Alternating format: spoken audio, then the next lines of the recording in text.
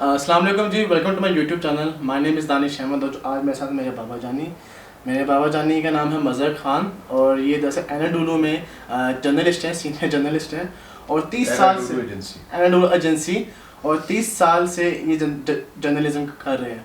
तो कुछ क्वेश्चंस हैं जो कि आप लोग अक्सर पूछते हैं, तो बहुत से लोग के दिमाग में भी होगा कि यार क्वेश्चंस हमको जवाब हमें मिल जाए. तो आज मैंने कहा एक जर्नलिस्ट से बात पूछी जाए, ये सवाल किए जाए, उनसे बेटर कौन हमें बता सकते हैं ये बातें.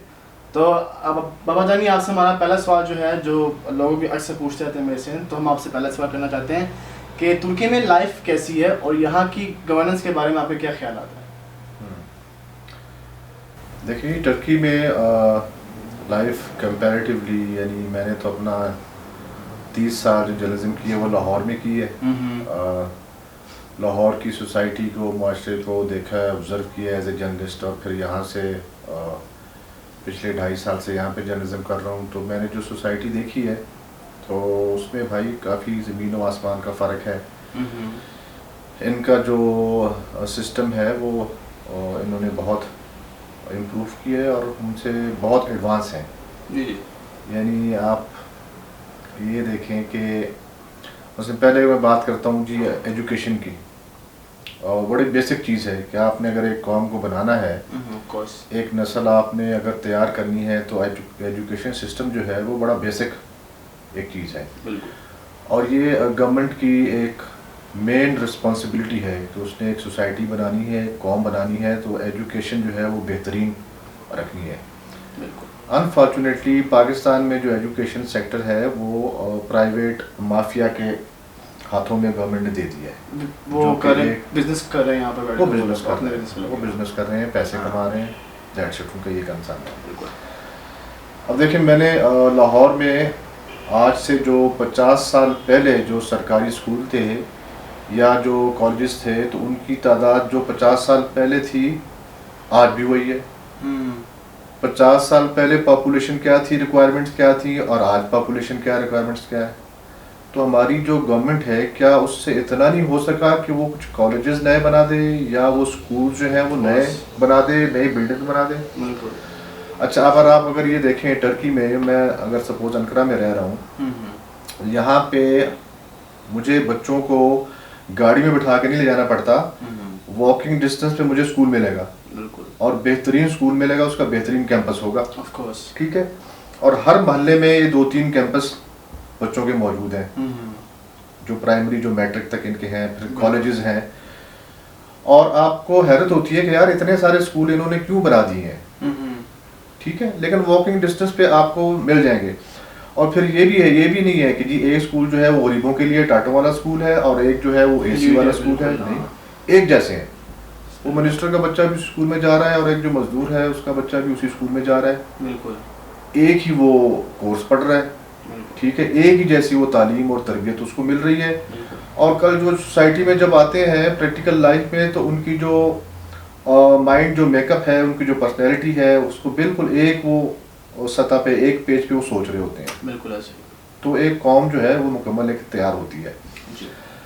अच्छा, हमारा जो अनफॉर्चुनेटली सिस्टम है वहाँ पे पाकिस्तान में, वो 1 नहीं, 2 नहीं, 3 नहीं, बल्कि 4 टियर यानी 4 किस्म के मुख्तलिफ सिस्टम है. एक गरीब जो है, जो कि वो सरकारी स्कूल में जो दाखिला नहीं मिल सकता बच्चे को, वो 2 टाइम का खाना नहीं देता, तो उसके लिए बेहतरीन ऑप्शन ये रहती है कि जी वो अपने बच्चे को मदरसे में डाल देता है. चलो जी, मेरा बच्चा जो है वो मदरसे में पढ़ेगा, वो खाना भी वहीं से खाएगा, रहेगा ही वही, और कल को कोई मस्जिद का मौलवी शौलवी बन जाएगा. अनफॉर्चुनेटली वो एक खराबी है जिसको मदरसे को वो रेगुलेट नहीं कर सकी गवर्नमेंट हमारी आज तक. बड़ी कोशिश की है कि उसको रेगुलेट किया जाए, उसको बेहतर किया जाए, लेकिन वो नहीं कर सके. फिर दूसरा सिस्टम हमारा रह जाता है जी गवर्नमेंट के जो स्कूल्स हैं, जो कि सिटीज़ में, जो मेन सिटीज़ हैं वहाँ पे तो चलो कंपैरेटिवली थोड़े से बेहतर होंगे. लेकिन अगर आप रूरल एरिया में चले जाएँ और साइड के इलाकों पे चले जाएँ, तो उनमें बैठने के लिए बच्चों के पास बेंच तक नहीं होते, टाटों पे बैठ के पढ़ते हैं. मैंने खुद अपनी जो लाइफ थी, जो प्राइमरी एजुकेशन, वो टाटों में बैठ के हमने ली है. क्लासरूम्स नहीं होते थे. ठीक है, टीचर्स का जो इंफ्रास्ट्रक्चर था स्कूल में जो होना चाहिए वो तो बिल्कुल नहीं होता था. सम टाइम हम घर से वो लेके जाते थे बोरियां बैठने के लिए. تو یہ ایک سرکاری اسکولوں کا وہاں پہ ایک ماحول ہے، ٹھیک ہے، جو کہ اگر گاؤں میں چلے جائیں، دیہاتوں میں چلے جائیں، رورل ایریاز میں چلے جائیں، وہاں تو بہت ہی برا حال ہے. وہاں تو اسکول ہیں لیکن وہ اسکول بچوں کے لیے نہیں ہوتے، وہ چودھریوں کی بھینس اور گایوں کے لیے ہوتے ہیں جو انہوں نے وہاں پہ باندھے ہوتے ہیں. بہرحال ایک وہ سسٹم ہے، ایک وہ بریڈ تیار کر رہے ہیں اس قسم کے اسکول. پھر ایک آ جاتے ہیں جی ہمارے سو کارڈ پرائمری اسکول جو انگلش میڈیم اسکول. وہ دکاندار حضرات جن کو اور کوئی کاروبار نہیں آتا وہ اسکول کھول کے بیٹھ جائے گا جی انگلش میڈیم اسکول ہے، بچوں کو لے کے آئیں، 5,000 10,000 فیس ہے. اب وہ بچوں کو ایک انگریزی ایک مغلوبہ سا ایک کھچڑی بنا کے، نہ ان کے پاس ٹرین ٹیچرز ہوتے ہیں، نہ وہ صحیح انگلش ان کو پڑھا سکتے ہیں، نہ صحیح اردو پڑھا سکتے ہیں، لیکن انہوں نے ایک بریڈ ایک خاص کلاس کو کیٹر کر رہے ہیں اور بزنس کما رہے ہیں. پھر ایک آ جاتے ہیں ایلیٹ اسکول جس میں ایچیسن کالج ہے، جس میں لاہور گرامر ہے، اور جس میں پتہ نہیں ایل جی ایس وغیرہ. اب وہ ہاں یعنی وہ ایک بالکل 2 یا 3% جو پاپولیشن ہے اس کو کیٹر کرتے ہیں. یعنی جس کے پاس 30-35 ہزار منتھلی ایک بچے پہ خرچ کرنے کے لیے پیسے ہیں وہ تو ان اسکولوں میں چلا جائے گا. اسکولوں میں اے سی بھی لگا ہوگا، ان کی وہ گاڑیاں بھی ہوں گی، ڈرائیور بھی ہوں گے. اب وہ ایک ڈفرینٹ بریڈ تیار ہو رہی ہے. اب یہ 4 قسم کے سسٹمز سے جب بچے نکل کے آتے ہیں پریکٹیکل لائف میں، جب جوان ہوتے ہیں، جب وہ سوسائٹی میں آتے ہیں تو کیا ہوتا ہے، اس کا رزلٹ کیا نکلے گا، وہ ایک کنفلکٹ ہوگا. مدرسے سے جو بچہ پڑھا ہے وہ جو ایلیٹ اسکول سے پڑھا بچہ ہے اس کو کہے گا کہ یہ تو گمراہ ہے، یہ تو دین سے بڑا دور ہے، کیونکہ وہ بیچارہ مدرسے سے پڑھ کے آیا، اس کو یہی بتایا گیا ہے، سکھایا گیا ہے.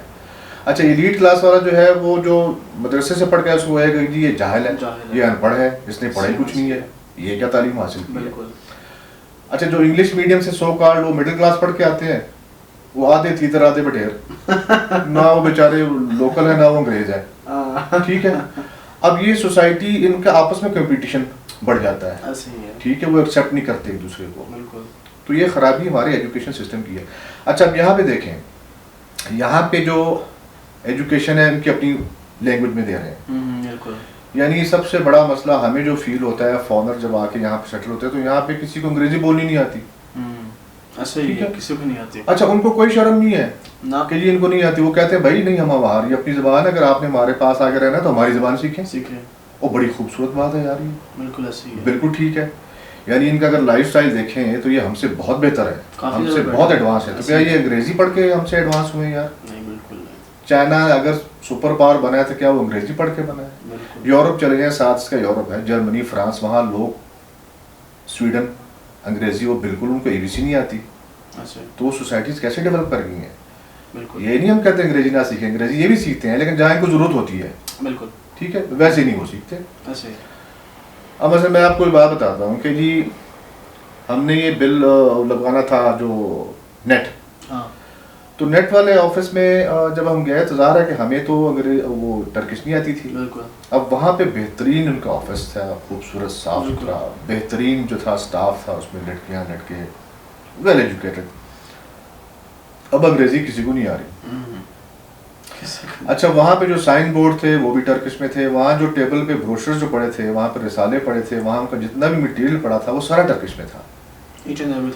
اب ہمیں یہ فیل ہوا ہے ایز اے فاؤنڈر کہ یار ہمیں یہ مسئلہ ہے، ہمیں نہیں یہ سمجھ آ رہی. لیکن ایک چیز آپ دیکھیں کہ ایک ترک جو ہے جب اس دفتر میں جاتا ہے تو وہ 100% وہ سارے ترک پڑھے لکھے ہیں وہاں پہ جا کے، یعنی ان کو کوئی مسئلہ نہیں پیش آتا. وہ جائیں گے، ٹرکی میں ہر چیز ہے تو وہ اپنے آپ کو ایجوکیٹڈ فیل کرتے ہیں، وہ کوئی ڈس ایڈوانٹیج فیل نہیں کرتے. جبکہ پاکستان میں آپ دفتروں میں چلے جائیں تو سارا مٹیریل جو ہے وہ انگلش میں ہے. اچھا انگلش کتنے لوگ پڑھ سکتے ہیں، سمجھ سکتے ہیں وہاں پہ؟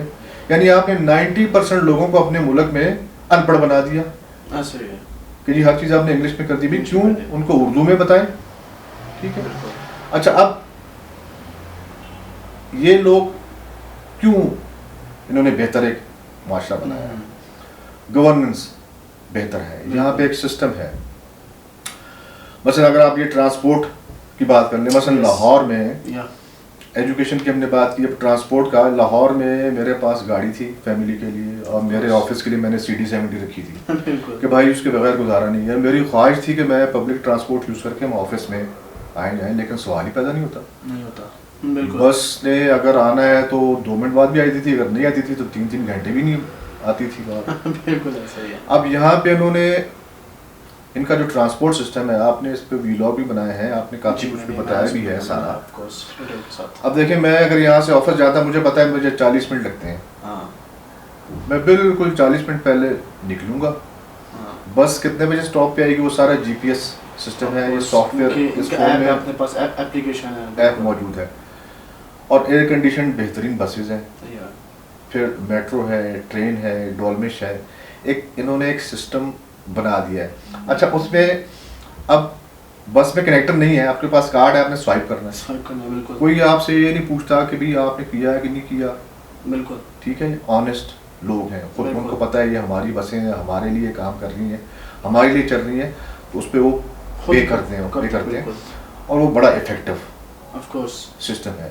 اب یہ گورننس کا ایشو ہے, ٹھیک ہے, جو انفارچونیٹلی ہمارے پاس اب لاہور میں جو افیکٹو ٹرانسپورٹ سسٹم کیا رہ گیا ہے, چنگچی. بالکل. اس کے علاوہ جو بسز یا ٹرکی سے کچھ لے کے گئے تھے وہ انہوں نے کباڑ خانے میں بیچ کے وہ کھا گئے. اچھا پھر اگر سپوز ہم اس کی ان کی جو ہیلتھ سسٹم کی بات کریں, وہ اگین وہ بڑا افیکٹو ہے یہاں پہ. یعنی آپ آن لائن یہ ڈاکٹر سے وہ لیتے ہیں, ٹائم لیتے ہیں, وہ آپ کو فری چیک اپ کرتے ہیں, آپ کو نسخہ لکھ کے دیتا ہے, آپ میڈیکل اسٹور جاتے ہیں اور فری میں میڈیسن لیتے ہیں. اچھا اب یہ ہمارے جو ویورز ہوں گے جو پاکستان میں, ان کے لیے بڑی حیرت والی عجیب سی بات ہوگی کہ اچھا یار یہ ڈاکٹر بھی فری ہے, اسپیشلسٹ آپ کو چیک کیا اس نے کوئی پیسے نہیں ہے, اور میڈیکل اسٹور سے آپ کو میڈیسن دوائی بھی فری مل رہی ہے, بے شک وہ 10,000 کی ہو یا 10 روپے کی, وہ فری مل رہی ہے. اب یہ کتنی بڑی سہولت ہے جو گورنمنٹ نے اپنے ان کو لوگوں کو دی ہوئی ہے. اچھا یہ 2 بیسک چیزیں ہیں جس پہ ہماری جو مڈل کلاس ہے پاکستان میں, اس کا جو ایکسپینڈیچر ہے, جو انکم ہے, وہ اس پہ خرچ ہوتی ہے, بچوں کی تعلیم اور ہیلتھ پہ, کیونکہ یہ دونوں سیکٹر وہاں پرائیویٹ مافیا کے ہاتھ میں ہے. گورنمنٹ نے اس سے ہاتھ کھینچ لیا, حالانکہ یہ 2 بیسک چیزیں, ایون ٹرانسپورٹ بھی وہ گورنمنٹ کے انڈر ہی ہونی چاہیے, کیونکہ یہ بیسک فیسلٹیز ہیں جو آپ لوگوں کو دے رہے ہیں. ٹھیک ہے. اچھا اب اگر سپوز آپ کو بچوں کی ایجوکیشن فری ہے, یعنی بچے کو کھانا بھی اسکول میں دیتے ہیں ایک ٹائم تک, فری ہے, بالکل ٹھیک ہے, کتابیں فری ہے, اس کی یونیفارم فری ہے. اچھا پھر آپ کو ہیلتھ, اگر دوائیاں فری ہے, ڈاکٹر فری ہے, ہاسپٹلس فری ہے, تو پھر آپ کی ٹینشن جو ہے وہ آدھی ویسی ختم ہو جاتی ہے. ٹھیک ہے. اچھا پھر یہ بھی نہیں ہے کہ ہاسپٹل یہاں پہ کم ہے, یہاں پہ اب انقرہ جو ہے لاہور سے بہت چھوٹا سٹی ہے, لیکن یہاں پہ آپ کو ہر محلے میں ایک بہترین ہاسپٹل ملے گا. ڈسپینسری آپ کو ہر گلی میں گورنمنٹ کی جو مینٹینڈ ہے, یعنی آپ کو ڈاکٹر کے پاس جانے کے لیے ٹیکسی کروانے کی یا بس میں بیٹھنے کی ضرورت نہیں ہے, واکنگ ڈسٹینس پہ آپ کو ہاسپٹل ملے گا. آپ کو جو بیسک ڈسپینسری آپ کو یعنی کھانسی اور بخار وغیرہ کی دوائی وہ آپ کو گھر کے پاس سے قریب سے ملے گی اور فری ملے گی. اچھا اب یہ بہت بڑی فیسلٹی ہے, ٹھیک ہے, یہ لوگ جو ہیں ان کو یہی چیزیں چاہیے ہوتی ہیں. باقی کھانے پینے کے لیے تو ان کا اتنی انکم ہے, بیسک جو سیلری یہ دیتے ہیں جو وہ بھی بہت بہتر ہے. اچھا پھر آپ ایک چیز آپ نے یہ بھی نوٹ کی ہوگی کہ جو کلاس ڈفرینس ہے وہ اس سوسائٹی میں بہت کم ہے. یعنی آپ اگر بس میں سفر کریں یا ٹرین میں سفر کریں تو آپ اندازہ نہیں کر سکتے کہ آپ کے ساتھ جو بندہ بیٹھا ہے یہ بلینئر ہے یا یہ غریب ہے. بالکل. وہ دونوں بڑے ویل ڈریسڈ ہوں گے, صاف ستھرے ہوں گے اور خوبصورت ہوں گے. ٹھیک ہے. اور دونوں نے ناشتہ ایک جیسے ہی کیا ہوگا, ڈیفینیٹلی کھانا بھی ایک جیسے ہی کھایا ہوگا. بالکل. ایک فلیٹ میں ایک غریب بندہ مزدور رہ رہا ہے اور اس کے ساتھ والے فلیٹ میں ایک بلینئر ایگزیکٹو بھی رہ رہا ہے. یعنی ان کا جو ہے وہ فلیٹ سسٹم ہے. یہ نہیں ہے کہ اس نے 8 کنال کی کوٹھی بنائی ہوئی ہے اور اس بیچارے نے اپنا کوئی 1.5 مرلے کا گھر بنایا ہوا ہے. بالکل ایسے ہی ہے. تو آپ کو بڑی مشکل سے وہ غریب ظاہر ہوں گے, ہر سوسائٹی میں ہر جگہ پہ غریب ہیں, لیکن اتنے بھی غریب نہیں ہے کہ جناب وہ بھوکے شکل سے پتہ لگ جائے لو یہ غریب ہے. بالکل. ہاں جی, اس سے یعنی گندے کپڑے ہیں, اس سے بو آ رہی ہے, اس نے بیچارے نے کھانا نہیں کھایا 2 دن سے. نہیں, ایسے نہیں ہے. گورنمنٹ جو ہے وہ پوری سپورٹ کرتی ہے, گورنمنٹ انشور کرتی ہے کہ ان کو روزگار ملے, اور جو بیسک منیمم جو ویجز ہیں وہ بڑے کمفرٹیبل ہیں, اس میں بڑے اچھی طرح ان کے یہ اپنی لائف یہ گزار سکتے ہیں. تو اس وجہ سے وہ جو کلاس ڈفرینس ہے وہ بھی بہت کم ہے. بالکل کم ہے. ٹھیک ہے.